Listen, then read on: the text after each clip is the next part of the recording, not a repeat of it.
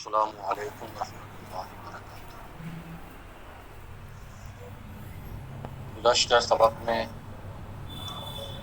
لفظ بعد تک گفتگو ہوئی تھی اور آج عبارت شروع ہو رہی ہے فَإِنَّ أَعْظَمَ الْأُمُورِ۔ اس عبارت سے آج کا جو سبق ہے وہ شروع ہو رہا ہے۔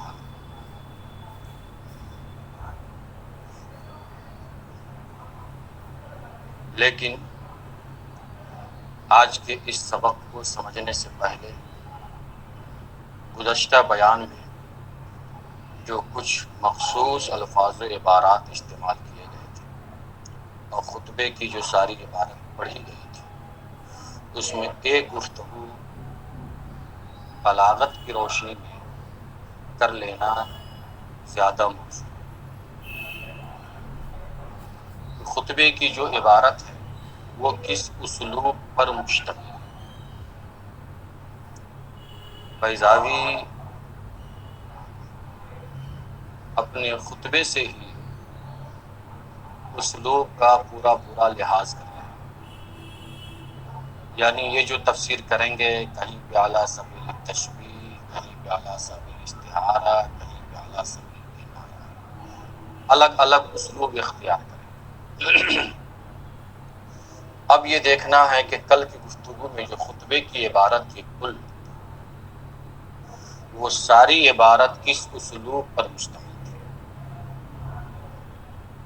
بلاغت کی روشنی میں۔ تو آپ یہ سمجھیں کہ خطبے کی عبارت علی سبیل الاستعارہ، استعارے کے طریقے پر کل گفتگو کی گئی تھی خطبے میں، اور اس استعارے کو سمجھ لینا یہاں مناسب یوں ہے کہ ہم یہ جان سکیں کہ قرآن کریم کو اللہ رب العزت نے حضور رحمت عالم صلی اللہ علیہ وسلم پر کس شکل و صورت میں نازل فرمایا۔ اس اسلوب کو آپ یہاں سے سمجھیے کہ ایک عبارت آ گئی تھی کل کی گفتگو میں فَكَشَفَ قِنَاعَ الْإِنْغِلَاقِ۔ کشف کے معنی کھولنا، واضح کرنا، ظاہر۔ قناع مقنع کو کہتے ہیں، جس سے عورت اپنے چہرے کو ڈھانپتی ہیں، حاصل لفظ دوپٹہ بھی آپ کہہ سکتے ہیں۔ اس میں جو یہ لفظ استعمال کیا گیا قناع، جس کا ایک معنی یہ نکل کے آیا حاصل کے طور پر دوپٹہ بھی کہہ سکتے ہیں، اصل معنی تو یہ ہے کہ جس سے عورت اپنے چہرے اور سر کو ڈھانپتی ہے۔ تو آپ دیکھیں گے کہ کہاں قرآن کریم کی بات ہو رہی ہے اور کہاں انداز بیان میں دوپٹے کا استعارہ ہو رہا ہے۔ اسی کے ساتھ ایک لفظ انغلاق کا بھی استعمال کیا ہے بیضاوی نے۔ انغلاق لے لیں، اس کا معنی دیکھیں، انغلاق و غلق و معنی بند کرنا۔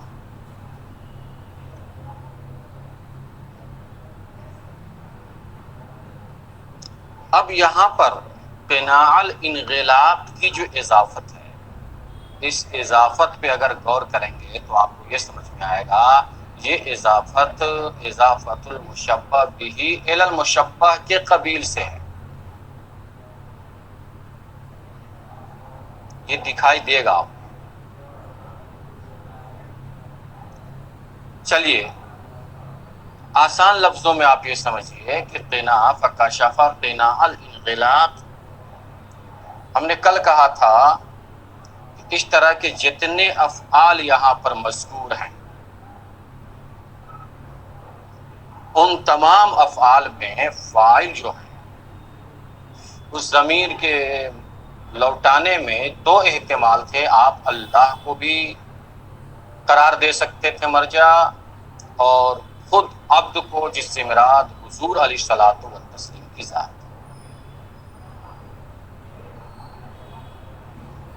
فکشف میں اس طرح کے جتنے الفاظ آئے ہیں سیگے ہیں وہ دیکھ لیں، فکشف ثم بینا وابرز، اس طرح کے جتنے افعال ہیں، ومہد، یہ جتنے افعال آپ دیکھ رہے ہیں ان تمام کے جو فاعل ہیں حاصل میں آپ یہ جانیں وہ حضور علیہ الصلوۃ والتسلیم کی ذات ہے۔ فکشف تو کھول دیا، کس نے؟ تو حضور علیہ الصلوۃ والتسلیم کی ذات نے۔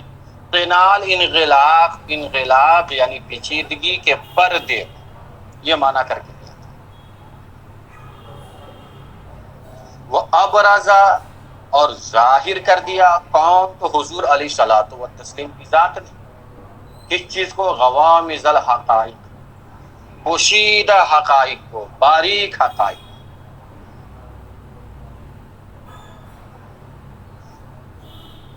ثم بیان للناس، پھر بیان کیا لوگوں کے لیے، کون؟ تو حضور علیہ الصلوۃ والتسلیم کی ذات نے۔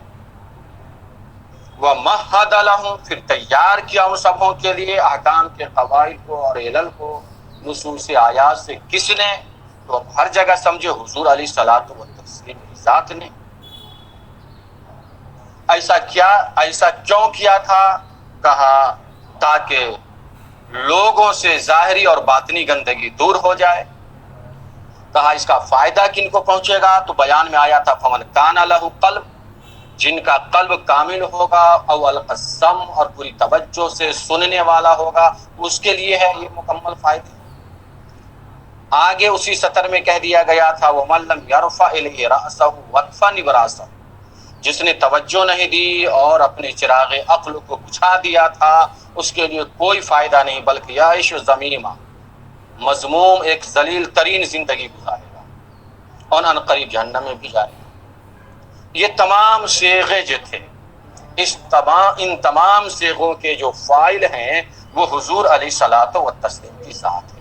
ابھی ہم استعارہ بتائیں گے، خطبہ جو استعارہ پر مشتمل ہے، لیکن لگے ہاتھ ان افعال کے فاعل کو آپ سمجھ گئے، ان افعال کے معنی کو سمجھ گئے۔ ابرز بمانا ظاہر کرنا، کشف بمانا کھولنا، بیان بمانا بیان کرنا، مہد بمانا تیار کرنا، یہ سب مہد یمہد سب تیار کرنا۔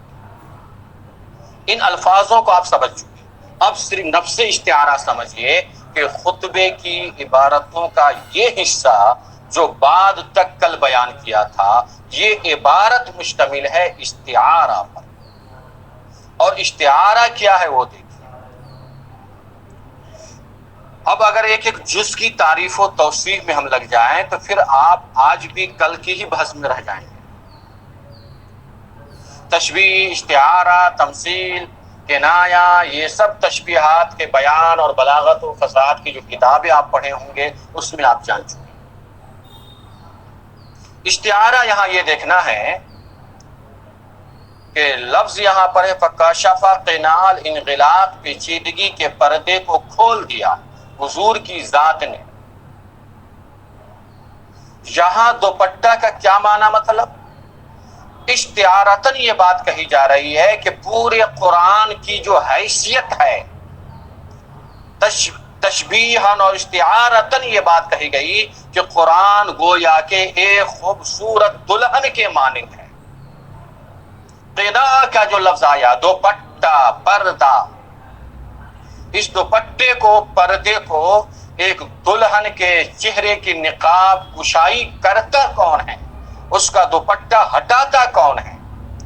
اس کے چہرے سے نقاب کو اتارتا کون ہے؟ کھولتا کون ہے؟ اس کے چہرے کو مخصوص انداز میں دیدار کرتا کون ہے؟ وہ بن سور کر کے سج کر کے آتی کس کے لیے اصلاً؟ تو آپ جانتے ہیں کہ یہ اصلاً دولہے کے لیے آتی ہے، اور ایک دولہا اپنے مخصوص وقت میں اس دلہن کے چہرے سے اس دوپٹے کو اتار کر کے کھولتا ہے، اور چہرے کے اندر جو حسن و جمال اور قدرت کی جو نظارے اس کے اندر ہوتے ہیں، جو حسن و جمال قدرت کی طرف سے ودیعت یہ ہوتے ہیں، اسے دیکھ کر کے وہ بندہ لطف اندوز ہوتا ہے اور حسن و جمال کی باریکیاں سمجھتا ہے، اور پھر وقت ضرورت ان حسن و جمال کی باریکیوں کو بیان کرتا ہے۔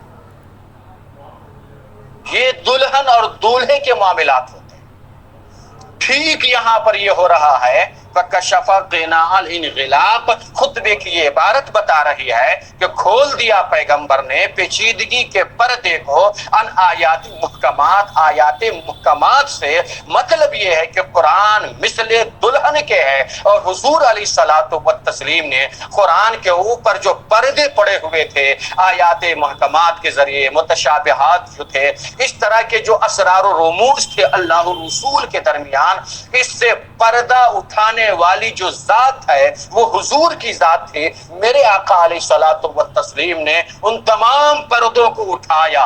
کس طرح سے اٹھایا؟ تو جواب یہ ملا تأویلا و تفسیرا، اس پردے کو اٹھایا، کبھی آپ نے تعویل فرما کر، کبھی آپ نے تفسیر فرما کر۔ یہ ہے استعارہ، کہ جیسے دلہن کے چہرے سے ہر کوئی پردہ نہیں اٹھا سکتا، ہر ایک کو اختیار نہیں دیا جاتا ہے، خاص دولہے کو اختیار دیا جاتا ہے، ایسے ہی قرآن کے صحیح معانی اور مطالب کو، اس کے اسرار و رموز کو، اس کے اوپر جو پردے پڑے ہوئے ہیں جہاں تک عام بندوں کی پہنچ نہیں ہو سکتی ہے، ان تمام باریکیوں کو، ان تمام پردوں کو اٹھانے والی جو ذات ہے وہ حضور علیہ الصلوۃ والتسلیم کی ذات ہے۔ گویا کہ یہاں پر استعارتاً یہ بات کہی جا رہی ہے کہ قرآن کی حیثیت دلہن کی ہے اور میرے آقا کی حیثیت ایک دولہے کی ہے، کہ آقا کریم نے تعویل فرما کر کے، تفسیر فرما کر کے سارے پردے کو اٹھایا۔ اور کس لیے اٹھایا تھا؟ صرف یہ عام بندوں کے لیے اٹھا دیا تھا، تاکہ یہ عام بندے، ان کے سامنے یہ روشنی، یہ چمک، یہ دمک، یہ اسرار و رموز، اس کے احکام و علل سب کھل کر کے سامنے آ جائے، اور پھر یہ عام بندے بھی اس میں غور و فکر کر کے ہدایت حاصل کرے، یہاں تک کہ جو ظاہری گندگی ہے وہ بھی دور ہو جائے، اور جو باطنی گندگی ہے وہ بھی دور ہو جائے، اور ہر طرح سے بندہ اللہ طرف مائل ہو جائے اور ایک اچھی زندگی گزارے۔ یہ ہے خطبے کی عبارت میں ایک گفتگو علی سبیل الاستعارہ، جو فکشف قناع الانغلاق کے لفظ سے استعارے کو سمجھا جا سکتا ہے، اور آپ غور کریں گے تو آپ کو لگے گا کہ ہاں یہ بات ہے، یہاں دوپٹے کا کیا معنی ہے۔ اور یقیناً قرآن پہ ایسے پردے پڑے ہوئے تھے جن پردوں کا اٹھانا، ان کے اسرار و رموز کا سمجھنا، یہ سب کے بس کی بات نہیں، بلکہ جس پیغمبر پہ اللہ نے اس قرآن کو نازل فرمایا، اسی پیغمبر پہ اپنا فضل خاص فرما کر کے ان کو یہ اعجاز بخشا کہ ان کے اسرار و رموز کو پہلے آپ جانیں، اور پھر آپ اپنا کرم فرما کر اپنی امتیوں کو بھی آگاہ فرما دے۔ جن چیزوں سے آگاہ کرنا مناسب ہے ان سے آگاہ فرما دے، اور جن سے پردے ان کے حق میں اٹھانا مناسب نہیں ہے وہ ان سے مخفی رکھے۔ مثال کے طور پر حروف مقطعات یہ جو ہیں اللہ اور رسول کے درمیان اسرار و رموز ہیں، پیغمبر نے ان سے پردے نہیں اٹھائے۔ یہ گفتگو ہو گئی جو کل آپ کے سامنے خطبے کی عبارت بیان کی گئی تھی۔ اس عبارت میں جو ایک اہم گفتگو رہ گئی تھی وہ گفتگو آپ کے سامنے پیش کر دی، اور سارے افعال کے جو معانی تھے وہ معانی بھی، افعال کے جو فاعل تھے وہ بھی آپ کے سامنے کلیئر ہو گئے۔ خطبے کا ایک مضمون ایک طرح سے بقدر ضرورت مکمل۔ اب الگ الگ لفظوں کی توضیح و تشریح میں اگر رہ جائے تو پھر کافی وقت لگے گا، اور آگے جو سبق میں ہمیں بڑھنا چاہیے اس میں ہم کافی پیچھے رہ جائیں۔ اس لیے بہتر یہ ہے کہ اس عبارت کو یہیں پہ مکمل کر لیں۔ اب کل ہم نے کہا تھا کہ خطبات 3 باتوں پر مشتمل، ایک گفتگو تو ہو گئی، اب دوسری گفتگو شروع کرنے جا رہے ہیں۔ فَإِنَّ أَعْظَمَ الْعُلُومِ سے وہ علم تفسیر کی عظمت، مقام و رفعت و بلندی، شان و شوکت، اس علم کا مقام دیگر علوم کے درمیان، دیگر علوم سے مقابلہ اگر کرتے ہیں تو اس کا مقام و مرتبہ کیا نکل گیا۔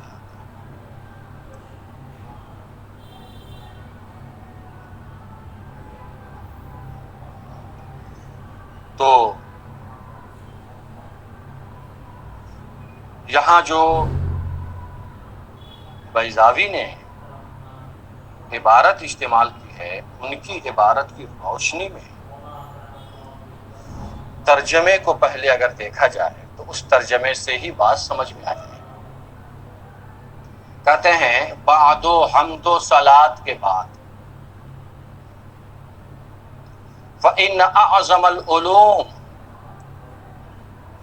بے شک علوم میں سب سے بڑھ کر، مقداراً مرتبے کے اعتبار سے،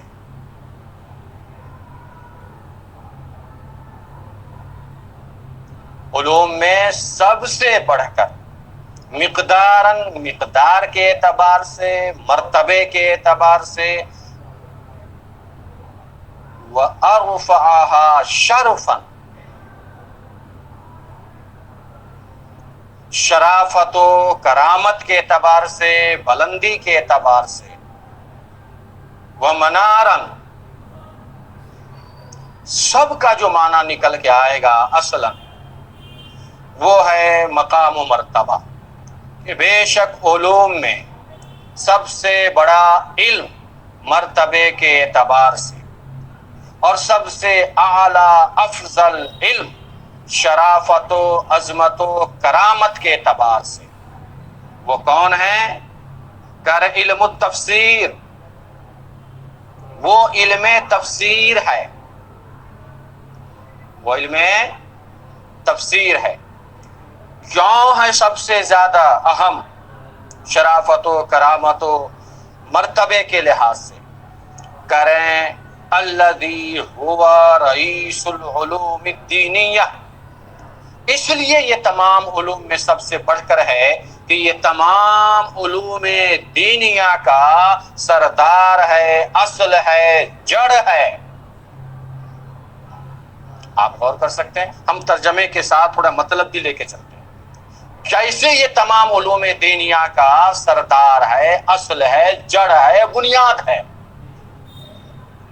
آپ سمجھ سکتے ہیں کہ جو جتنے علوم ہیں ان سارے علوم کا منبع، مرکز، ماخذ جو ہے وہ اولاً قرآن ہے، اور اسی قرآن کریم کی یہ تفسیر ہے۔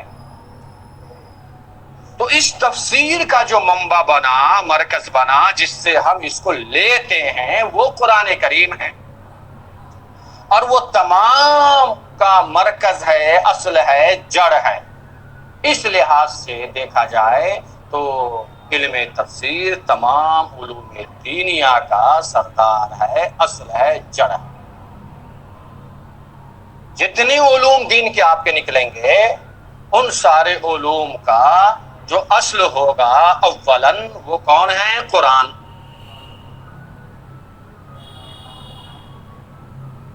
اور اسی قرآن کی ہے یہ تفسیر۔ تو تفسیر کا اصل منبع بنا قرآن۔ اس لحاظ سے پتہ یہ چلا کہ علم تفسیر تمام علوم دینیہ کا اصل ہے۔ چنانچہ بیضاوی خود آگے کہتے ہیں وَرَأْسَهَا، تمام علوم دینیہ کا سردار ہے، اصل ہے، اور آگے بیان کر رہے ہیں وَبُنِيَ قَوَاعِدُ الشَّرْعِ، اور قواعد شرعیہ کی بنیاد و اساس ہے، شرعی جو احکام ہیں ان احکام کی جو بنیاد ہے، اساس ہے۔ اصول فقہ کے اندر آپ سمجھے ہوں گے اصول فقہ 4 کتاب، اولاً اسی کو بیان کیا گیا۔ تو شرعی جو قواعد ہیں اس کے بھی اساس، بنیاد، اصل اور جڑ یہی قرآن یعنی کہ اب علم تفسیر ہے۔ وہ اساس ہے اور اس کے اساس ہیں۔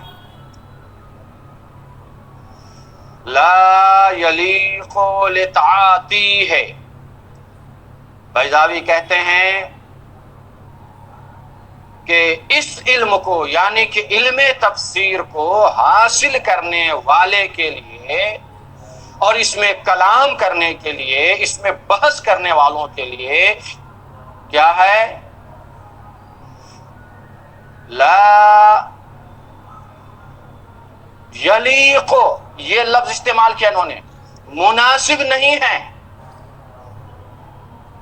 لتعاتی ہے اس میں کلام کرنے کے لیے، حاصل کرنے والوں کے لیے، والتصدی اس کے در پہ ہونے کے لیے مناسب نہیں ہے، اس میں ہر کوئی کلام کرے نہیں، الا من برع، مگر انہی لوگوں کے لیے جو کہ تمام علوم دینیہ میں اور علوم دینیہ کے تمام اصول و فروع میں وہ ماہر ہو۔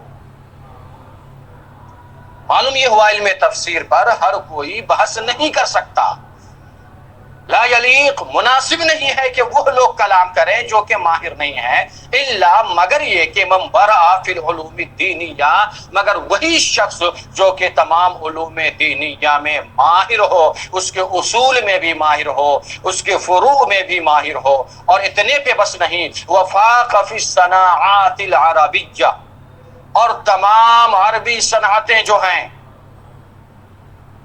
والفنون الادبیہ، اور فنون ادبیہ جو ہیں، ادب کے جو فنون ہیں، عربی جو صنعتیں ہیں، ان میں بھی وہ ماہر ہو اور اس میں بھی ان کی صلاحیت ہو، بانواعها، یہ نہیں کہ ایک دو فن کو جانا بلکہ اس کے تمام انواع و اقسام کو جان رہا، ایسے لوگوں کے لیے مناسب ہے کہ وہ علم تفسیر پر کلام کریں۔ حاصل کیا بنا؟ اب اس کو یہاں پر تھوڑا ہم آپ کو سمجھا کر پھر آگے عبارت پڑھ کے ترجمہ کرتے ہیں۔ کہا علوم دینیہ میں علم تفسیر سارے علوم سے بڑھ کر ہے مقام و مرتبہ کے لحاظ سے، شرافت و کرامت و عظمت و شان و شوکت کے اعتبار سے۔ اس کی شان و شوکت کو سمجھنا تو یہ دیکھیں کہ اس کی تین چیز کو آپ لیں۔ علم تفسیر کی تعریف میں کیا کہا تھا؟ حاصل یہ جانے کہ علم تفسیر کی تعریف میں یہ کہا تھا، حاصل بن کے یہ آیا تھا مراد باری کو پہچاننا، کلام اللہ میں اس طرح سے بحث کرنا کہ مراد باری تک بندہ اپنی طاقت بشری کے مطابق پہنچ سکے۔ مراد باری تک پہنچنا یہ علم تفسیر کی تعریف کا حاصل نکلا۔ موضوع بنایا تھا آیات قرآنیہ، غرض بنایا تھا سعادت دارین۔ اب ان تین چیزوں کو دیکھیں، ان تینوں چیزوں پہ اگر نظر ڈالتے ہیں تو ان تینوں کا تعلق اللہ سے ہے۔ مراد باری، اللہ کی مراد کیا ہے کس آیت میں، وہاں تک پہنچنا یہ انسان کی بہت بڑی کامیابی ہے۔ موضوع جو بنایا آیات قرآنیہ کہ ادھر ادھر کی باتوں میں نہ پڑے بلکہ وہ بحث کرے آیات قرآنیہ میں رہے، تو قرآن کی تلاوت ہے، اس کی مراد ہے، اس پہ بحث ہے، یہ مکمل خالص عبادت ہے اور بلکہ اللہ تک پہنچانے والے اسباب و علل ہیں۔ اور اس کی جو غرض و غایت بنایا وہ سعادت دارین بنایا۔ ان تین چیزوں پہ اگر ہم نظر ڈالتے ہیں تو یہ تین باتیں دیگر اور علوم میں نہیں پائی جاتی ہیں، جو بات کہ یہاں پائی جا رہی ہے علم تفسیر میں کہ ان تینوں کا تعلق اللہ سے ہے۔ پھر یہ کہ ماں بعد کے جتنے علوم ہیں ان سارے علوم کا منبع اور مرکز، ماخذ، سرچشمہ ہے وہ قرآن ہے، اور اسی قرآن کریم کی تفسیر ہے۔ سارے مسائل جو نکالے جائیں گے اور جو اسلام کے احکام، نماز و روزہ، زکوٰۃ و حج، دیگر سارے احکام جو نکالے گئے وہ قرآن ہی سے نکالے گئے، قرآن کی تفسیر سے نکالے گئے، قرآن کی مراد بتا کر کے نکالے گئے۔ ان تمام پہلو پہ اگر ہم غور کرتے ہیں تو جو بات، جو مقام، جو عظمت، جو شان، جو شوکت، جو رفعت و بلندی علم تفسیر کے اندر پائی جا رہی ہے وہ کسی علم کے اندر نہیں پائی جا رہی۔ اس لیے بیضاوی نے صاف لفظوں میں کہا فَإِنَّ أَعْظَمَ الْعُلُومِ، بے شک تمام علوم میں مقدار کے اعتبار سے، مرتبے کے اعتبار سے، رفعت کے اعتبار سے، شرفاً، شرافت و کرامت و منزلت کے اعتبار سے علم تفسیر ہے۔ اور آگے چل کے یہ کہا لا یلیق، اس علم تفسیر کا حاصل کرنا ہر ایک کے لیے مناسب نہیں ہے کہ ہر کوئی اس کے پیچھے پڑ جائے، الا من برع فی العلوم الدینیہ، مگر انہی لوگوں کے لیے جو تمام علوم دینیہ کے اصول میں بھی فروع میں بھی ماہر ہو، اور صنعات عربیہ اور فنون ادبیہ میں بھی اس کی مہارت ہو۔ ہم نے کہا تھا گزشتہ سبق میں، اس دوسری گفتگو درمیان مصنف وجہ تعلیب پر بھی مختصراً گفتگو کریں گے۔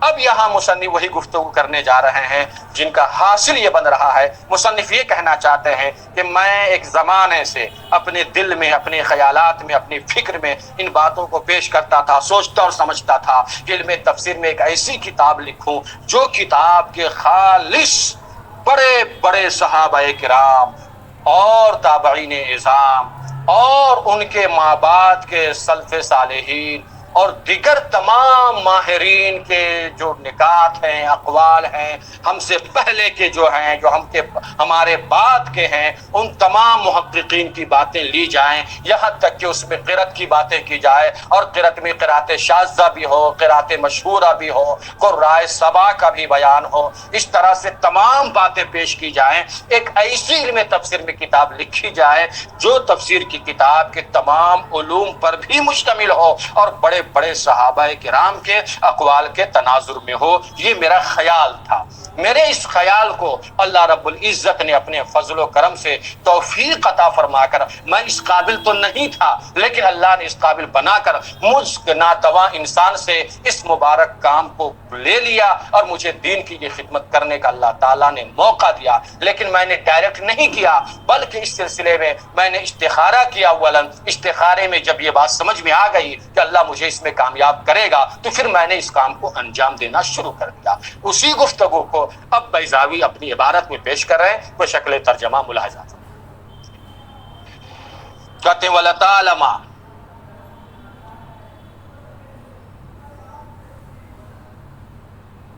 احدث نفسی، ایک وَلَتَعْلَمَ احدث نفسی، بسا اوقات اکثر و بیشتر میں اپنے آپ سے یہ باتیں کرتا رہا، میں اپنے آپ سے یہ باتیں کرتا رہا۔ کون سی باتیں کریں؟ بِأَنْ أُصَنِّفَ فِي هَذَا الْفَنِّ كِتَابًا يَحْتَوِي عَلَى صَفْوَةٍ مَا بَلَغَنِي مِنْ عُظَمَاءِ الصَّحَابَةِ وَعُلَمَاءِ التَّابِعِينَ۔ میں اپنے آپ میں یہ باتیں کرتا رہا کہ اس فن میں، یعنی فن علم تفسیر میں، ایک ایسی کتاب تصنیف کر دوں جو کتاب کے مشتمل ہو خالص ان چیزوں پر، ما بالغنی، جو خالص چیزیں مجھ تک پہنچی ہو، من عظماء الصحابہ، بڑے بڑے صحابہ کرام کے واسطے سے، وہ علماء التابعین، اور بڑے بڑے تابعین اعظام کے واسطے سے۔ یہ میرا خیال رہا۔ اب آگے عبارت آ رہی ہے، وَمِن دُونِهِمْ بھی پڑھیں گے، اسے معنی ہوگا ان کے علاوہ، ان کے علاوہ۔ اور ہمارا یہ ارادہ تھا کہ صحابہ سے بھی، تابعین سے بھی، اور ان کے علاوہ سلف صالحین سے۔ یہ تو اس وقت جب وَمِن دُونِهِمْ آپ عبارت پڑھیں گے، اور جب آپ پڑھیں گے وَمَن دُونَهُمْ، اس وقت مطلب یہ ہوگا اور ان سے بھی جو مرتبے میں ان سے کم ہیں، مرتبے میں ان سے کم ہیں، ان لوگوں سے بھی میں علم تفسیر میں مفید باتوں کو لے لوں۔ یہ میرا ارادہ تھا اور میں اپنے اس ارادے میں کامیاب بھی ہوا۔ کہتے ہیں من السلف الصالحین، سلف صالحین سے، بڑے بڑے صحابہ کرام، تابعین اعظام، اور ان سے جو مرتبے میں کم تھے، ان میں سے سلف صالحین میں سے، ان تمام سے باتوں کو میں نے لینے کا ارادہ کیا۔ یہ ارادے میں تھا، یہ خیال میں تھا، یہ اپنے آپ میں میں باتیں کرتا تھا اور یہ سوچتا تھا کہ وَيَنْتَوِي عَلَى نُكَةٍ بَارِعَةٍ، اور ہماری یہ کتاب مشتمل ہو عجیب و غریب نکات پر۔ یہ میرا خیال تھا، عام کتاب نہ بنے۔ وَلَطَائِفَ رَائِقَةٍ، اور خشک لطائف پر بھی، جو علمی لطائف باریکیاں اس میں پیش کروں، وہ طبیعت کو خوش کر دے، دل دماغ کو ایمان کے اندر بالیدگی پیدا کر دے۔ یہ میرا ارادہ تھا، جن کو میں نے استنبطتھا جن کو میں نے استنباط کیا، اخذ کیا، لیا، حاصل کیا، اور میں نے استنباط کیا اور مجھ سے پہلے کے جو لوگ تھے، من افاضل المتاخرین، مجھ سے پہلے کے جو افاضل متاخرین تھے، فضلائے کرام تھے، ہمارے جو ہم عصر تھے محققین، و اماثل المحققین، ہم عصر محققین سے قابل معتبر محققین کی بھی روایت کو لینے کا ہم نے ارادہ کیا، اور یہ بھی پروگرام بنایا تھا کہ ایک خاص بات کے یہاں پر علم قرأت کو بھی پیش کروں۔ تو اپنی کتاب میں کہتے ہیں وَيُعْرِبُ عَنْ وُجُوهِ الْقِرَاءَاتِ، یہ ارادہ بنا رکھا تھا کہ اس علم تفسیر میں قراءت کے وجہوں کو بھی، طریقوں کے بھی، قراءت کے تعلق سے جو اقوال ہے ان تمام کو پیش کرو۔ اور وہ کون؟ قراءت مشہورہ، جو 8 مشہور قراءت کے ائمہ کرام گزرے ہیں، ان ائمہ کرام کی قراءت کو لینے کا میں نے ارادہ کیا۔ وہ ائمہ کرام کون ہیں؟ قرائے ثمانیہ میں جن کا نام آتا وہ کون لوگ ہیں؟ وہ حضرت نافع ہیں، حضرت ابن کثیر ہیں، حضرت ابو عمر ہیں، حضرت ابن عاد ہیں، حضرت عاصم ہیں، حضرت حمزہ ہیں، حضرت قزئی ہیں، یہ تمام کے تمام ہیں۔ اور 8ویں میں جناب یعقوب حضرمی کا نام آتا ہے، اور ان کے علاوہ جو ہیں وہ سب کے سب شاذ قراء میں شمار کیے جاتے ہیں۔ تو میں نے یہ چاہا کہ اس میں یہ سب بیان کروں۔ ابھی یہ میرے خیالات تھے، اپنی خیالی باتوں کو پیش کر رہے ہیں۔ الائمۃ الثمانیہ، ان تمام 8 مشہور ائمہ کی طرف جو منسوب قرأتیں ہیں ان کو میں ذکر کروں، والشواذ، اور قرأت شاذہ کو بھی ذکر کروں، عن القراء المعتبرین، جو کہ قراء معتبر سے، جو قراء کے معتبر مانے گئے ان سے جو شاذ روایتیں ہیں وہ روایتیں لے لی جائیں۔ الا، مگر یہ کہ کہتے ہیں، میں نے کہا تھا نا کہ یہ تو میرا ارادہ تھا لیکن میں اس قابل نہیں تھا، تو کہتے الا ان قصور بضاعتی، مگر یہ کہ میری کم مائیگی، میرا کم علم، اپنے آپ کو کم تر سمجھتے رہے کہ میں اس قابل کہاں ہوں، لیکن میری کم مائیگی نے مجھ کو اس طرح کے قدم اٹھانے سے بار بار روکا، مجھے اس خیال پر عمل کرنے سے روک دیا، روکتا رہا، میں ہمت جٹاتا رہا، کوشش کرتا رہا، لیکن جو میری کم مائیگی تھی، میرا جو اپنا کم علم تھا، اس کی وجہ سے میں اپنے قدم کو روکتا بھی رہا۔ وَيَمْنَعَنِي عَنِ الْإِنْتِسَابِ، اور اس مقام پہ کھڑے ہونے سے بھی مجھے روکا، حَتَّى سَنَحَ لِي بَعْدَ الْإِسْتِخَارَةِ، میں نے کہا کہ یہاں تک کہ اس معاملے میں انہوں نے استخارہ کیا، بعد استخارہ جب کلیئر ہوا تب انہوں نے یہ کتاب لکھی۔ حَتَّى سَنَحَ لِي بَعْدَ الْإِسْتِخَارَةِ، یہاں تک کہ استخارے کے بعد میرے لیے یہ بات ظاہر ہو گئی، جو ما صمم بہ، جو کچھ میں نے ارادہ کر رکھا تھا، عزمی، میرے عزم و ارادے پر وہ بات ظاہر ہو گئی کہ میں اس میں کامیاب ہو سکتا ہوں، علی الشروع، اس کے شروع کرنے میں، فیما اردتہ، جس کا میں نے ارادہ کر رکھا تھا، والاتیان، جسے بجا لانے کا ارادہ بنا رکھا تھا۔ ہم نے پھر کیا کیا؟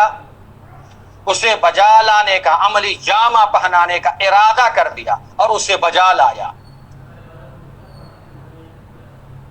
بما قصدتہ، جس کا میں نے قصد کر رکھا تھا، وہ بأن اسمیہ، بعد اس کے میں نے اس کا نام، یہ ارادہ بنا لیا، یہ نیت کر لیا کہ اس کا نام رکھوں گا کیا، اس کی تکمیل کرنے کے بعد میں اس کا نام رکھوں گا انوار التنزیل و اسرار التاویل۔ فہا، تو اب انا الان اشرع، اب میں اسے شروع کر رہا ہوں، لیکن کہتے یہ ہیں کہ اپنی طرف سے نہیں بلکہ یہ اس کی توفیق سے، اور وہی اقول وہو الموفق لکل خیر، اور وہی توفیق دینے والا ہے ہر بھلائی، والمعطی لکل سوال، اور وہی عطا کرنے والا ہے ہر سوال کا جواب، یعنی جو کچھ بھی سوال کریں، دین ہو دنیا ہو، اصلاً دینے والا اللہ ہے۔ یہ میں نے ارادہ کر لیا۔ یہاں تک آج آپ کی خطبے کی دوسری گفتگو ہو گئی. اب جو عبارت آ رہی ہے اس عبارت سے تیسری گفتگو شروع کریں گے، لیکن پھر آپ کا وقت ہوتا جا رہا ہے. میں یہ چاہتا ہوں ایک ایک گفتگو ہی آپ کے سامنے پیش کی جائے. تو کل ایک گفتگو ہو گئی، آج آپ کے سامنے دوسری گفتگو ہو گئی. نتیجے کے طور پر خطبے میں 3 گفتگو بتایا تھا، اب آخری گفتگو کی سورتوں کے اسما، بلکہ اس میں زیادہ گفتگو بھی نہیں ہے. اگر آپ ہمت جٹائیں اور اسے سننے کی کوشش کر لیں اور اسے تحریر کرنے کی کوشش کر لیں. اب اس میں اس طرح کی جو عبارتیں پڑھی گئی ہیں، اس میں جو بہت سارے سوال اور جواب ہیں، وہ کرنا میں سمجھتا ہوں آن لائن تعلیم میں زیادہ موضوع نہیں ہے. بنیاد تک اور عبارت کے نفس تک، روح تک آپ پہنچ جائیں، باقی پھر اپنا مطالعہ، غور و فکر، کتابوں پہ نظر، دیگر کتابوں کے تعاون سے بھی آپ اس پہ مزید صلاحیت پیدا کر سکتے ہیں. لہذا چند منٹ میں اس آخری گفتگو کو بھی محفوظ کر لیں تو بہتر ہے. وہ آخری گفتگو کیا ہے؟ سورہ فاتحہ کے اسما. تو آپ یہ جان لیں کہ سورہ فاتحہ کے مختلف اسما ہیں. یہاں پر جو بیضاوی نے شمار کرایا سورہ فاتحہ کے اسما، وہ کل ملا کر جب شمار آپ کریں گے تو تقریباً آپ 14 پائیں گے. لیکن اتنے ہی نہیں ہیں، بہت اسما ہیں، اور اسما جو رکھے گئے ہیں کسی نہ کسی مناسبت کی وجہ سے.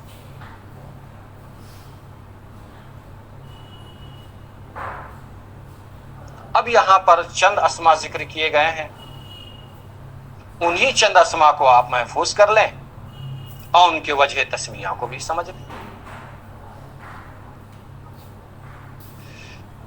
کہتے سورۃ فاتحۃ الکتاب، یہاں سے عبارت آپ کی شروع ہو رہی ہے. سورۃ بسم اللہ الرحمن الرحیم کی عبارت پڑھا لی جا سکتی ہے. سورۃ فاتحۃ الکتاب.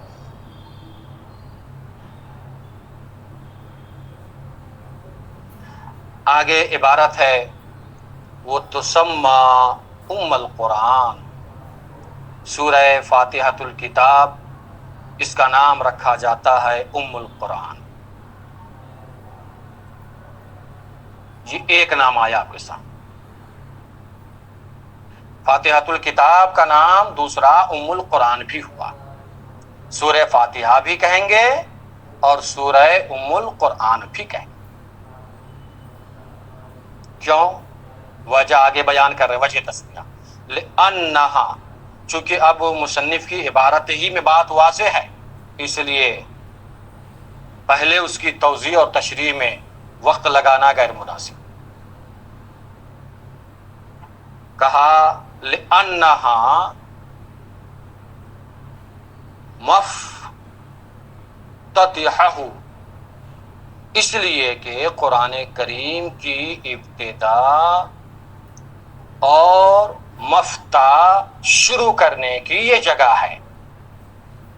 سورہ فاتحہ یہ مفتاح ہے اور مبدا ہے، شروع کرنے کی جگہ اور کھولنے کی جگہ، کہ قرآن یہیں سے کھولتے ہیں اور اس کی ابتدا یہیں سے کرتے ہیں.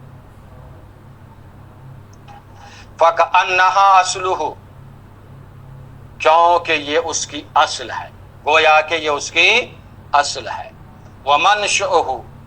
وَمَنشَأُهُ، اور اس کی اصل اور بنیاد ہے. وَلِذَالِكَ، اسی وجہ سے اس کا ایک نام اساس بھی رکھا جاتا ہے. فاتحۃ الکتاب بھی ہوا، ام القرآن بھی ہوا، اور اساس القرآن بھی ہوا.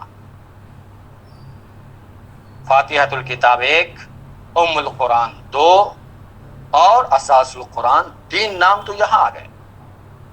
اب ان سب کے لگے ہاتھ اساس القرآن ام القرآن کی وجہ تسمیہ کو بھی بیان کرنے جا رہے ہیں. فاتحۃ الکتاب تو آپ سمجھ گئے مفتہ مبدا، ام القرآن اساس القرآن جو کہا گیا اس کی حکمت بیان کر،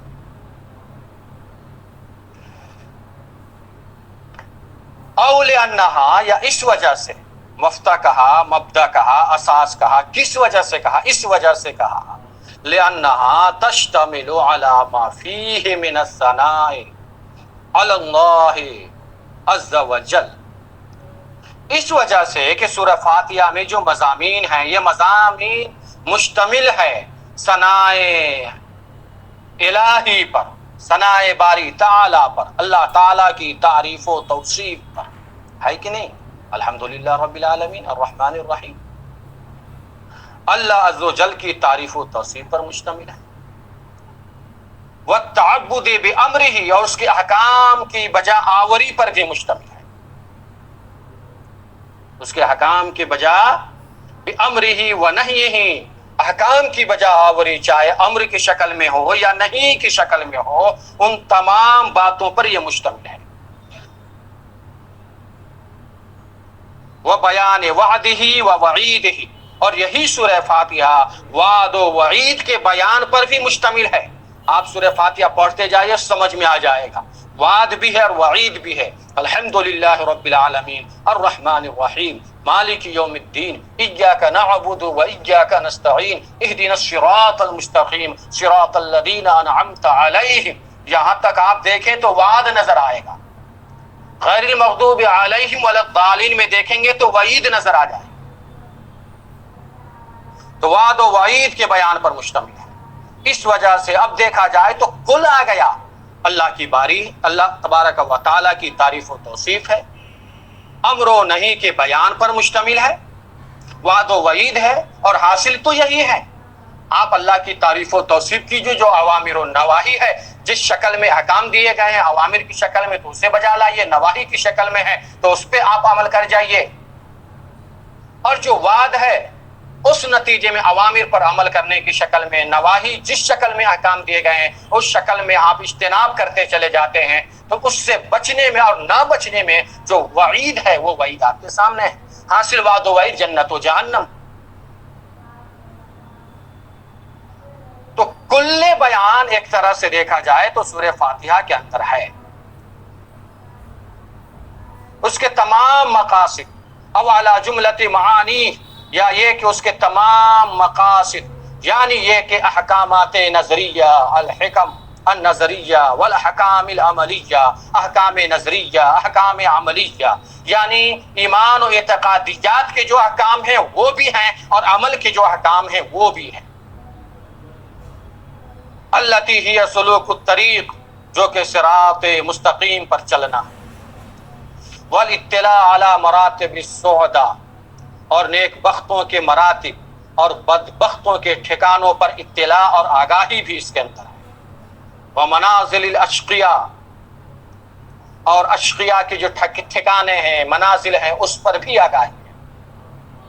تو جب کل بیان اس کے اندر آ چکا تو اب اس کو اساس کہنے میں کوئی حرج نہیں ہے کہ یہ بنیاد ہے کہ جتنے احکام اسلام کے عائد کیے گئے ہیں وہ سارے احکام انہی چند باتوں پر مشتمل ہے، یا تو وعد پر، وعید پر، اوامر پر، نواہی پر، انہی باتوں پر مشتمل ہے، اور وہ ساری باتیں اس کے اندر موجود ہیں۔ اس لیے اساس کہہ دینا کہ یہی بنیاد ہے، اساس القرآن کہہ دینا، ام القرآن کہہ دینا، یہ نام بھی موضوع قرار پاتا ہے۔ تو ایک نام اس کا فاتحۃ الکتاب ہوا مفتح اور مبدا کے معنی میں، ایک نام اس کا اساس القرآن اور ام القرآن ہوا اصل کے معنی میں، کہ بنیاد و اصل اس کے اندر موجود اور محفوظ ہے۔ اوامر و نواہی، تمام معانی و مقاصد، احکام نظریہ، احکام عملیہ، اور نیک بختوں کے مراتب کیا ہوں گے، بدبختوں کے ٹھکانے کیا ہوں گے، وہ تمام باتیں اس کے اندر بیان ہیں، اور یہی تو حاصل اسلام ہے۔ ایسے ہی آگے بیان کر رہے ہیں کہ اس کا کیا کیا نام رکھا گیا ہے۔ ایک نام یہاں بیان کر رہے ہیں، اس کا نام سورہ کنز رکھا گیا۔ کنز کا معنی بہت واضح لفظ ہے، خزانہ۔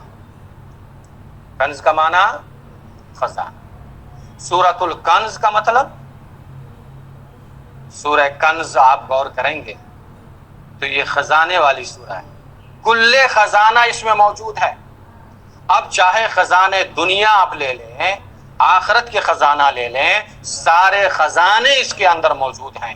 علم کے اعتبار سے علم اعتقاد لے لیں یا عملیات لے لیں، نظریات لے لیں یا عملیات لے لیں، تمام علمی خزانے یہاں پر موجود ہیں اس سورہ کے اندر۔ اس مناسبت سے سورۃ الکنز کہنے میں کوئی حرج نہیں ہے، اسی وجہ سے اسے سورہ کنز کہتے ہیں۔ اسی کا ایک نام سورہ وافیہ، الوافیہ والکافیہ، اس کا نام سورہ کنز بھی رکھا گیا، سورہ وافیہ بھی رکھا گیا، سورہ کافیہ بھی رکھا گیا۔ لذالک، اسی وجہ سے یہ تمام علتیں اس میں موجود ہیں کہ یہ خزانہ ہے، اور یہی سورہ وافی و کافی ہے، ایک بندے کے لیے بھرپور ہے۔ اگر اسی سورہ کو پورے طور پر سمجھ لے اور اس کے مطابق عمل کر جائے تو اتنا ہی علم، اتنی ہی سورہ اس بندے کے لیے وافی و کافی ہے۔ سمجھ گئے؟ اب یہ اور آگے چلیے، اس کا نام سورہ حمد رکھا گیا، سورۃ الحمد۔ والشکر، اس کا نام سورہ شکر رکھا گیا۔ والدعاء، اس کا نام سورہ دعا رکھا گیا۔ اور ایسے اس کا نام سورہ تعلیم المسئلہ رکھا گیا۔ یہ سب نام رکھنے کی وجہ لاجتماعہا علیہا، انہی چیزوں پر مشتمل ہونے کی وجہ سے کہ سورہ حمد رکھا کہ حمد پہ مشتمل، سورہ شکر رکھا کہ شکر پہ مشتمل۔ آپ دیکھیں نا، الحمدللہ رب العالمین، حمد بھی ہے اور شکر بھی ہے۔ دعا رکھا کہ دعا پہ مشتمل، اہدنا الصراط المستقیم، آپ دیکھیں دعا بھی ہے، صراط الذین انعمت، یہ سب دعا ہی تو ہے۔ اور سورہ تعلیم المسئلہ رکھا گیا کہ مانگنے کا ڈھنگ بھی بتایا گیا کہ پہلے اس طرح سے تعریف کرو، اللہ کی بارگاہ میں یہ نظر پیش کرو، الحمدللہ رب العالمین الرحمن الرحیم مالک یوم الدین ایاک نعبد و ایاک نستعین۔ یہ تمام نظر پیش کرنے کے بعد اب اپنی بات کرو اور پھر کہو کہ ہمیں کیا چاہیے، تو کہو اہدنا الصراط المستقیم۔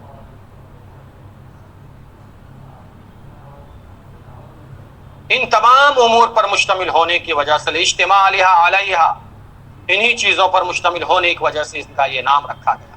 والصلاۃ، اور اس کا نام سورہ صلاۃ بھی رکھا گیا۔ کیوں؟ لوجوب قراءتھا، اس کی قراءت کے واجب ہونے کی وجہ سے۔ نماز میں اس کی قراءت کیا ہے؟ سورہ فاتحہ کا پڑھنا واجب۔ جو عبارت یہاں پر اول استحبابہا، یا اس کے مستحب ہونے کی وجہ سے، ابھی گفتگو کریں گے، ابھی آپ اسما کو سمجھیں۔ اس کا نام سورہ صلاۃ رکھا گیا کہ نماز میں اسے بار بار پڑھتے ہیں۔ کہا واجب ہونے کی وجہ سے یا استحباب کی وجہ سے، اس ٹکڑے پہ بھی ہم گفتگو کریں گے، پہلے یہ ملا لے مکمل۔ والشافیہ، اس کا نام سورہ شافیہ رکھا گیا، سورہ شفا رکھا گیا۔ کیوں؟ لقولہ صلی اللہ علیہ وسلم، حضور پاک صلی اللہ علیہ وسلم کی اس فرمان عالی شان کی وجہ سے آپ فرماتے ہیں ہی شفاء لکل داء، سورہ فاتحہ میں ہر بیماری کی شفا ہے۔ ایسی اس کا نام سبع مثانی رکھا گیا۔ کیوں؟ لأنہا سبع آیات بالاتفاق، اس لیے کہ بالاتفاق 7 آیات پر سورہ فاتحہ مشتمل ہے۔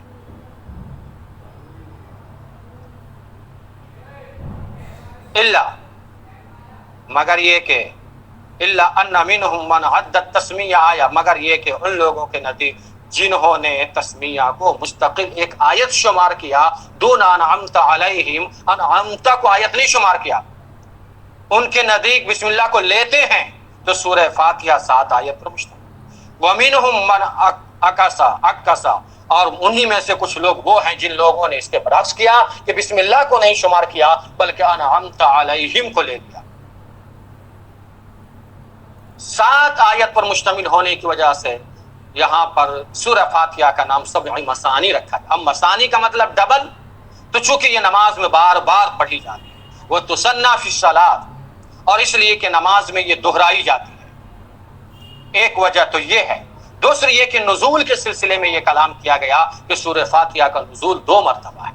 والانزال، اور نزول کی وجہ سے ان صح، اگر یہ بات صحیح ہو جائے کہ انہا نزلت بمکہ، کہ بے شک یہ سورہ فاتحہ 1 مرتبہ مکۃ المکرمہ میں نازل ہوئی، ہینا، اس وقت جس وقت کہ نماز فرض کی گئی، وہ بالمدینہ، اور ایک بار مدینہ شریف میں یہ سورہ نازل کی گئی، لما، اس وقت حولت القبلہ، جس وقت کے قبلے کو تبدیل کیا گیا۔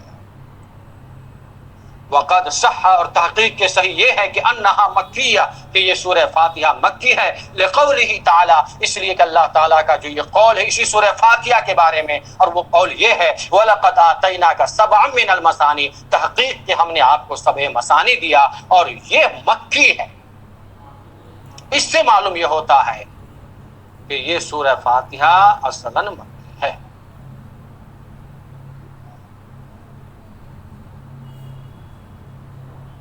یہاں تک آپ کی خطبے کی 3 باتیں مکمل ہو گئی۔ جب 3 باتیں آپ کی مکمل ہو گئی تو خطبہ ترجمہ اور معنی مطلب کے ساتھ مکمل ہوا۔ اب یہ خطبہ بھی اسی کتاب کا حصہ ہی، نفس عبارت ہی سے اسے سمجھیے کہ تفسیر کیا یہ حصہ ہے۔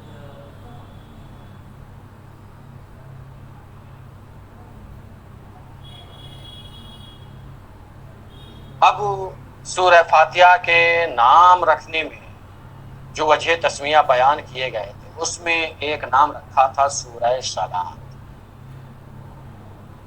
کہا یہ تھا کہ سورہ صلاۃ کو سورہ صلاۃ کیوں کہتے ہیں کہ نماز میں بالاتفاق پہلی جو 2 رکعتیں ہوتی ہیں ان میں سورہ فاتحہ کا پڑھنا واجب ہے، بالاتفاق پہلی 2 رکعت میں سورہ فاتحہ کا پڑھنا واجب ہے، اور شوافع کے نزدیک آخری کے 2 میں بھی،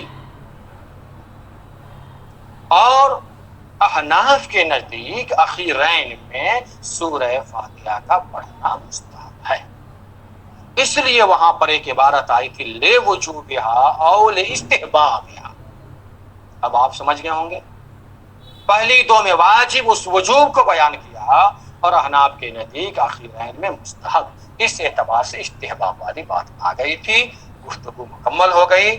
باقی آپ مطالعہ کریں، غور و فکر کریں، انشاءاللہ پھر گفتگو ہوگی۔ السلام علیکم ورحمۃ اللہ وبرکاتہ۔